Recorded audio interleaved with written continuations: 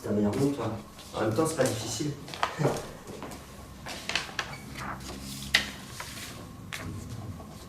Je veux divorcer.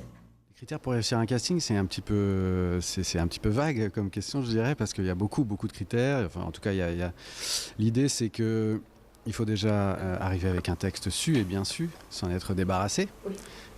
pour pouvoir l'utiliser au maximum. Voilà, être à l'écoute d'un directeur de casting, c'est important, même si on a travaillé le texte d'une façon ou d'une autre. Souvent, on n'a pas le scénario à l'avance, donc on n'a pas l'histoire intégrale. Donc l'idée, c'est de pouvoir se projeter dans un personnage. Et quand le directeur de casting vous redirige, parce que vous êtes parti dans telle ou telle direction, eh ben, il faut réagir le plus rapidement possible et pouvoir retourner la situation et rectifier. Comment je me prépare? Déjà, ce qui est important pour moi, c'est d'avoir un minimum le texte par cœur, parce qu'en fait, ça m'aide beaucoup, ça me rassure. Quand je connais le texte, ça me rassure. Après je sais qu'arriver devant les personnes pour me faire caster, je sais que j'aurai des indications, donc c'est plus facile après par la suite.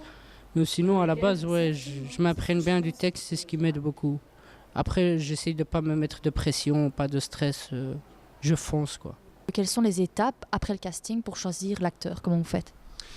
Alors, il y a plusieurs étapes. Il y a le visionnage des essais déjà, avec le réalisateur, quand le réalisateur n'a pas été là durant le casting. Mais quoi qu'il arrive, on regarde à nouveau les images pour pouvoir se faire une autre idée à travers le prisme justement de la caméra. De temps en temps, on peut changer d'avis. De temps en temps, on peut voir des choses en revisionnant qu'on n'avait pas vues avant. Voilà.